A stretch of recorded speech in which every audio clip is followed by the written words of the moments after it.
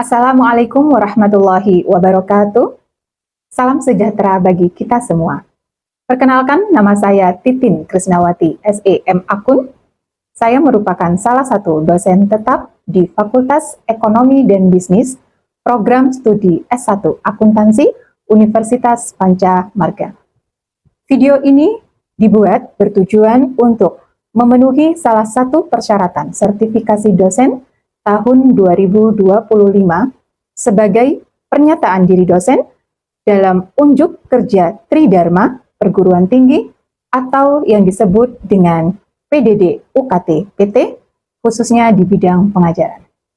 Baik, pada kesempatan ini saya akan menjelaskan deskripsi dari mata kuliah Manajemen Akuntansi, di mana Manajemen Akuntansi adalah merupakan salah satu mata kuliah yang saya ampu.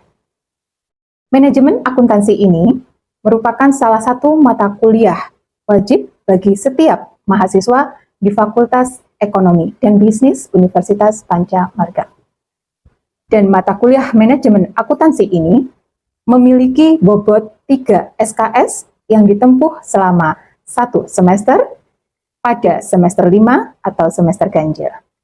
Mata kuliah manajemen akuntansi merupakan salah satu ilmu yang berfokus pada penggunaan informasi akuntansi untuk pengambilan keputusan internal dalam suatu organisasi atau perusahaan. Mata kuliah ini memberikan pemahaman tentang bagaimana data akuntansi, baik keuangan maupun non-keuangan, diolah dan diinterpretasikan untuk membantu manajemen dalam perencanaan, pengendalian, dan pengambilan keputusan. Melalui mata kuliah ini, mahasiswa diharapkan mempunyai kompetensi-kompetensi yang diharapkan sesuai dengan capaian pembelajaran. Adapun capaian pembelajaran setelah mengikuti mata kuliah manajemen akuntansi, mahasiswa diharapkan mampu memahami konsep dasar teoritis manajemen akuntansi, menguasai konsep akuntansi berdasarkan aktivitas, menguasai konsep perencanaan dan pengendalian, mampu menganalisis cost volume profit, pengambilan keputusan taktis, keputusan investasi, dan manajemen persediaan yang berguna untuk pengambilan keputusan manajerial, serta mampu menganalisis masalah internasional dalam akuntansi manajemen yang menjadi topik khusus. Penyampaian materi-materi dari mata kuliah manajemen akuntansi dilaksanakan sebanyak 16 kali pertemuan, termasuk 2 di antaranya adalah ujian tengah semester dan ujian akhir semester. Berikut adalah materi-materi yang akan dibahas dan disampaikan pada mata kuliah manajemen akuntansi. Yang pertama adalah pendahuluan yang di dalamnya mencakup kontrak kuliah dan pengantar manajemen akuntansi melalui penjelasan tentang peran dan sejarah akuntansi manajemen. Materi yang kedua adalah konsep dasar manajemen akuntansi. Materi ketiga membahas tentang perilaku biaya aktivitas. Materi yang keempat menjelaskan dan membahas tentang sistem perhitungan berdasarkan aktivitas yang mencakup tradisional costing dan activity-based costing. Materi kelima yaitu menjelaskan activity-based management. Materi yang keenam adalah harga transfer. Materi ketujuh membahas akuntansi pertanggungjawaban. Materi yang kedelapan adalah cost volume profit. Materi kesembilan menjelaskan tentang pengambilan keputusan taktis atau biaya relevan. Materi yang ke-10 membahas keputusan investasi modal. Materi ke-11 adalah manajemen persediaan. Materi yang ke-12 menjelaskan tentang biaya kualitas dan produktivitas. Materi ke-13 adalah metode balance scorecard. Dan materi yang terakhir yaitu membahas tentang masalah internasional dalam akuntansi manajemen. Dalam teknik pembelajaran yang saya gunakan pada mata kuliah manajemen akuntansi ini, ada beberapa poin yang akan saya sampaikan yang dijelaskan melalui 3 aspek, yaitu delivery, interaction, dan assessment, yang dikenal sebagai DIA. Metode delivery atau penyampaian yang saya terapkan adalah dengan metode seperti ceramah, presentasi yang berisi konsep dasar desain, diskusi studi kasus yang diikuti dengan contoh studi kasus dan ditutup dengan diskusi interaktif. Kemudian metode interaction atau metode interaksi yang saya lakukan secara tatap muka di kelas melalui diskusi offline serta tanya jawab yang bertujuan untuk membantu mahasiswa memahami materi lebih baik dan mengembangkan kemampuan berpikir. Kemudian, metode yang terakhir adalah metode assessment atau penilaian yang saya berikan pada setiap pertemuannya, di mana terlebih dahulu sudah disampaikan dan telah disepakati bersama pada pertemuan pertama, pada kontrak kuliah, yang mana kontrak kuliah berisi bagaimana saya memberikan bobot penilaian pada mahasiswa. Berikut adalah sistem penilaian pada mata kuliah manajemen akuntansi. Yang pertama berkaitan dengan kehadiran, di mana bobot kehadiran sebanyak 15%. Kemudian yang kedua dari tugas, baik tugas individu maupun tugas kelompok sebanyak 25%. Yang ketiga dari ujian tengah semester atau UTS sebanyak 30%. Dan yang terakhir, bobot penilaian dari ujian akhir semester sebanyak 30%, sehingga total keseluruhan mencapai 100%. Dengan penyampaian penjelasan di atas, diharapkan mata kuliah yang disampaikan akan lebih terstruktur, interaktif, dan memberikan hasil belajar yang optimal bagi mahasiswa. Demikian pemaparan dari saya yang bisa saya sampaikan. Wassalamualaikum warahmatullahi wabarakatuh. Selanjutnya, mari kita simak video proses pembelajaran pada salah satu materi mata kuliah manajemen akuntansi.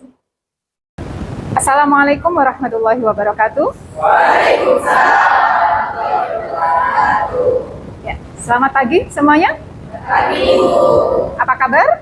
Sehat ya? Alhamdulillah. Baik, pada pagi hari ini kita akan melanjutkan dari materi sebelumnya. Oleh karena itu, sebelum kita masuk pada materi, mari kita awali dengan berdoa terlebih dahulu sesuai dengan agama dan keyakinan kita masing-masing. Silakan Ketua Tingkat bisa dipimpin. Baik, kita mengawali pembelajaran hari ini terlebih dahulu untuk berdoa sesuai kepercayaan masing-masing. Berdoa mulai.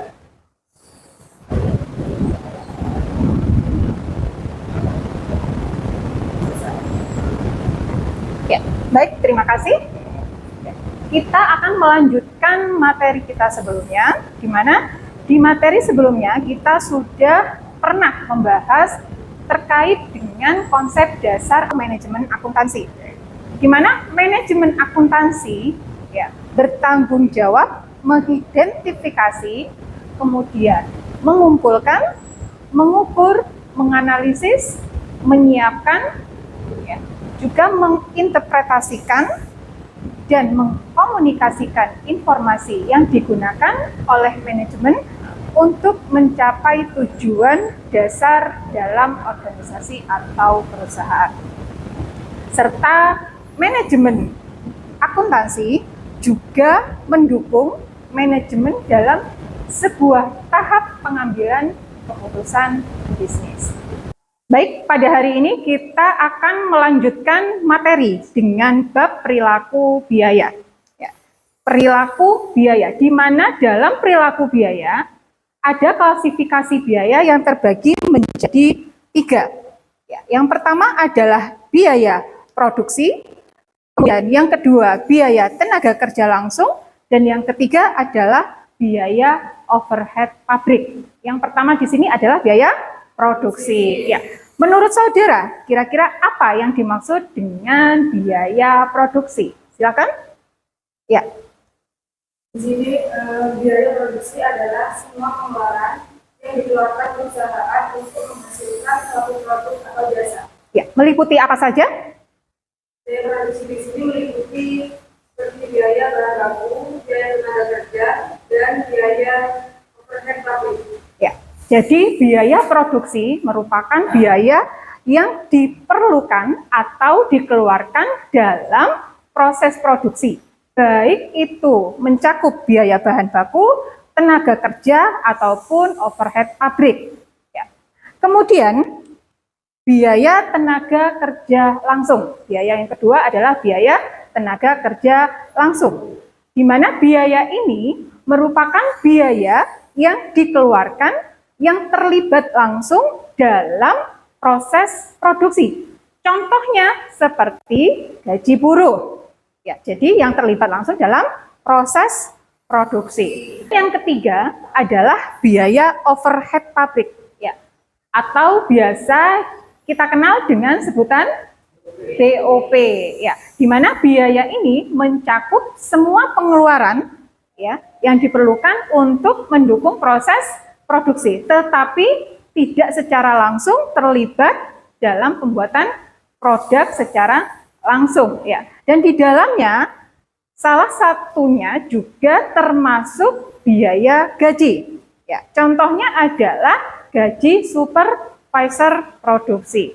Nah, pertanyaannya adalah mengapa biaya gaji buruh masuk dalam biaya tenaga kerja langsung? Ya, sedangkan biaya gaji supervisor produksi masuk dalam biaya overhead pabrik. Apa yang membedakan dan di mana keduanya adalah sama-sama biaya gaji? Silakan. Ya. Jadi ini gaji buruh termasuk dalam biaya tenaga kerja langsung dikarenakan biaya tersebut langsung berhubungan dengan proses produksi yang ditentukan oleh sedikit banyaknya barang yang diproduksi. Sedangkan untuk gaji supervisor produksi termasuk dalam biaya overhead pabrik. Hal ini dikarenakan biaya tersebut tidak berpengaruh atau tidak ditentukan oleh sedikit banyaknya barang atau produk yang diproduksi. Baik, tepat sekali ya. Jadi saudara sudah bisa membedakan dari kedua biaya tersebut. Ya. Kemudian, ya, sebagian besar keputusan manajemen memerlukan informasi, ya, informasi biaya yang didasarkan pada perilakunya. Ya, sehingga penggolongan biaya atas dasar perilakunya, ya, dibagi menjadi 3 bagian. Yang pertama adalah biaya variabel atau variable cost. Ya, variable cost merupakan biaya total, ya, biaya yang totalnya selalu berubah secara proporsional dengan perubahan volume kegiatan atau produksi, atau juga bisa dari penjualan perusahaan. Contohnya, ya, biaya bahan baku langsung. Kemudian yang kedua adalah biaya tenaga kerja langsung. Kemudian yang ketiga, di sini ada komisi penjualan yang didasarkan pada persentase dari hasil penjualan. Ya.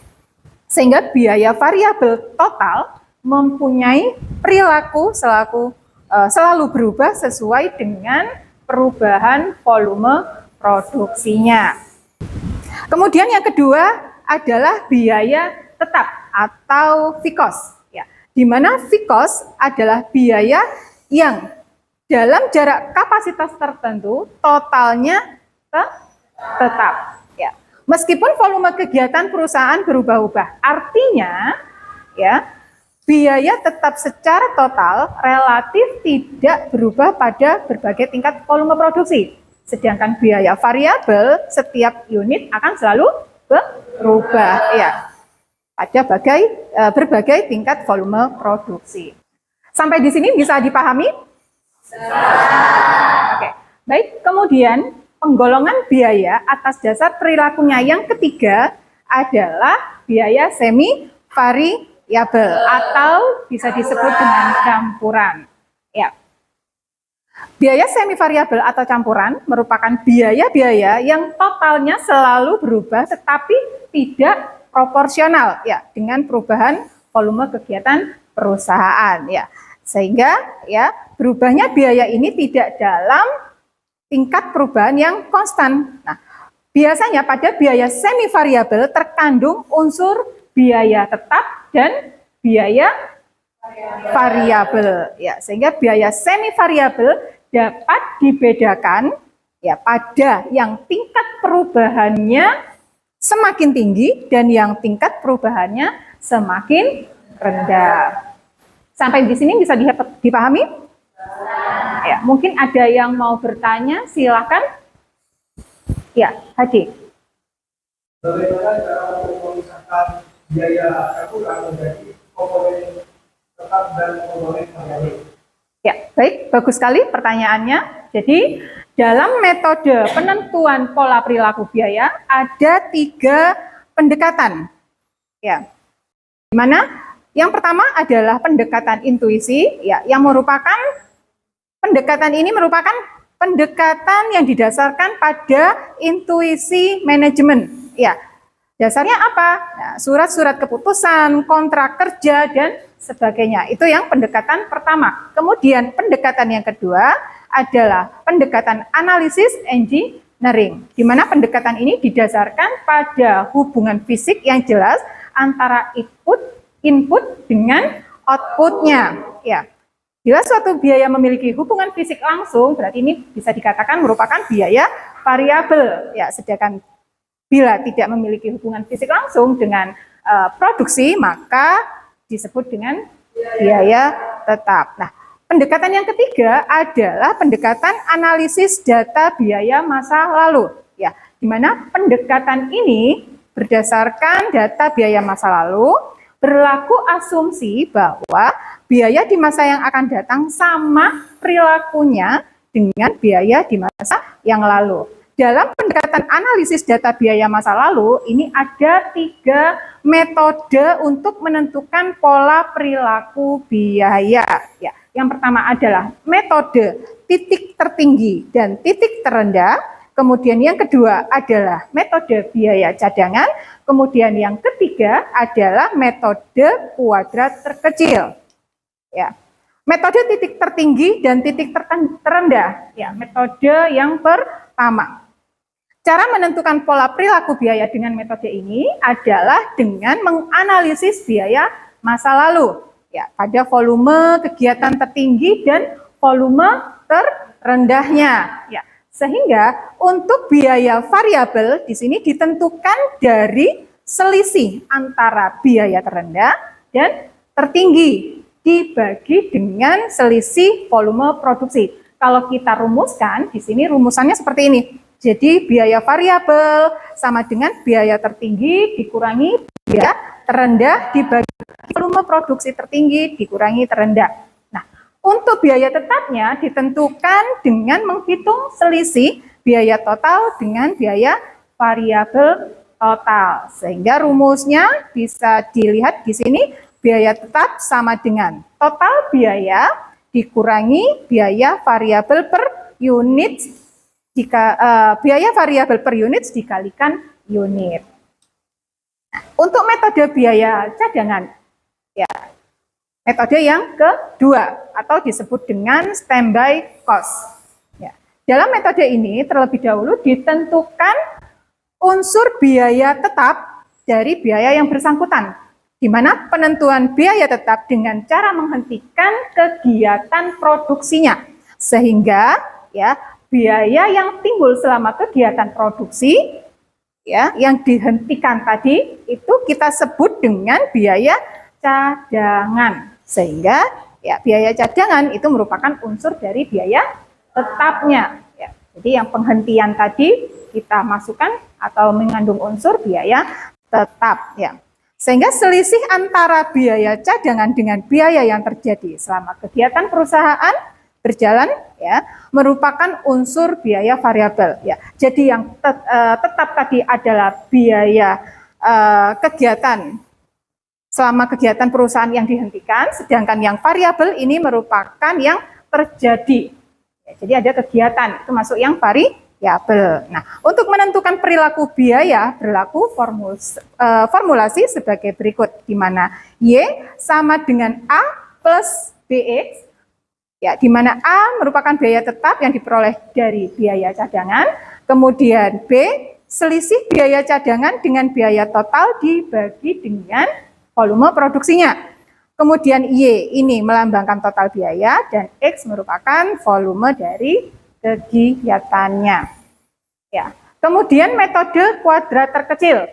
Ya, metode yang ketiga atau yang kita sebut dengan least square. Ya, di mana penentuan pola perilaku biaya pada metode ini dengan menentukan total biaya tetap dan total biaya variabel. Nah, rumusnya di sini ada dua ya untuk B dan A, di mana N ya sigma XY dikurangi sigma X dan dikalikan sigma Y dibagi dengan N sigma X kuadrat dikurangi sigma X kuadrat. Kemudian untuk B-nya ya sigma Y dikurangi B sigma XY dibagi N ya, di mana persamaan pola perilaku tetap ya, di mana Y sama dengan A plus BX. Ya, nah di sini saya akan memberikan contoh soal sederhana. Ya, saudara bisa kerjakan. Nah, untuk itu saya terlebih dahulu ingin meminta saudara untuk membuat kelompok kecil. Kita bagi menjadi 3, di mana ada 3 metode. Ya, kita bagi menjadi 3. Silakan untuk membuat kelompok kecil terlebih dahulu. Ya, jadi dalam contoh soal yang ada di sini kita bisa melihat ya bahwa apa saja yang diketahui. Nah, di sini kita melihat diketahui jam mesin dan biaya reparasi ya pemeliharaan mesin selama tahun 2024, di mana bulan menunjukkan metode dari Januari sampai Desember selama 1 tahun di tahun 2024. Ya. Pada selisih tertinggi dan terendah ada di bulan berapa? Ya, Februari sebesar 8.000 dan tentunya biaya reparasi juga mengikuti ya nilai tertinggi ya. Kemudian untuk selisih nilai terendahnya ada di bulan berapa? November sebesar 6.000 dan biaya reparasi pemeliharaannya sebesar 500.000 ya. Sehingga untuk biaya tetap nanti kita permisalkan ambil jam maksimum.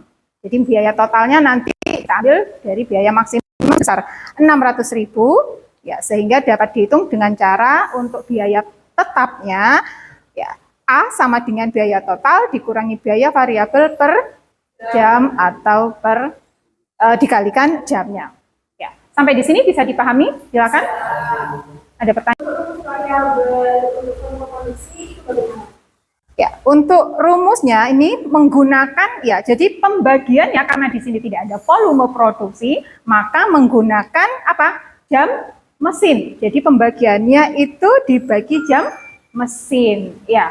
Sehingga perhitungan pembagiannya adalah menggunakan per jam mesin. Silakan saudara bisa foto terlebih dahulu, kemudian kerjakan dari masing-masing kelompok. Ini sudah menjadi 3 kelompok, ya. Nanti kita kerjakan di depan perwakilan dari masing-masing kelompok yang ada dengan 3 metode.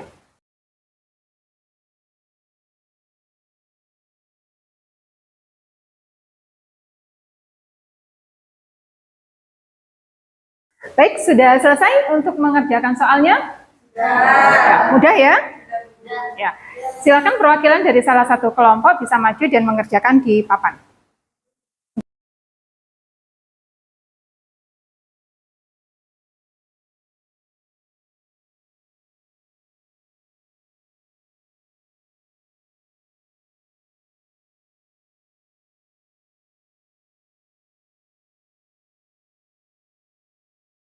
Baik, jadi dari contoh soal yang ada, contoh soal sederhana yang saya berikan ya, saudara sudah bisa menentukan pemisahan biaya campuran menjadi komponen biaya variabel dan biaya tetapnya atau biaya fixed cost-nya ya. Supaya saudara bisa lebih memahami lagi dari materi hari ini, begitu juga dengan soal-soal yang sederhana yang sudah dikerjakan ya, maka saya akan memberikan tugas tambahan untuk masing-masing individu yang bisa dikerjakan di rumah. Dan jangan lupa untuk dikumpulkan waktunya 1 minggu ya.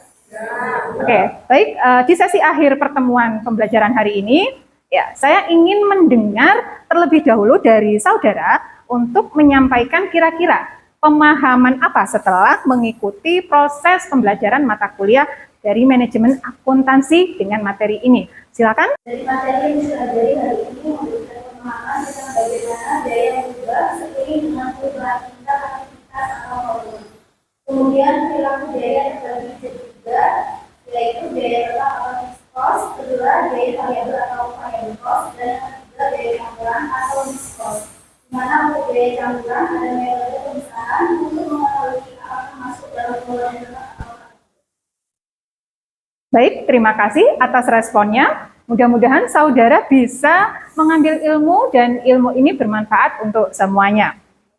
Baik, kita insya Allah kembali minggu depan untuk membahas dan melanjutkan materi berikutnya, yaitu materi activity based costing ya dan traditional costing. Silakan bisa dibaca terlebih dahulu dari buku referensi yang sudah ada. Sebelum saya tutup dan saya akhiri, apa ada pertanyaan? Ya, cukup ya. Baik, kalau tidak ada, saya akhiri pertemuan hari ini. Terima kasih. Wassalamualaikum warahmatullahi wabarakatuh. Waalaikumsalam.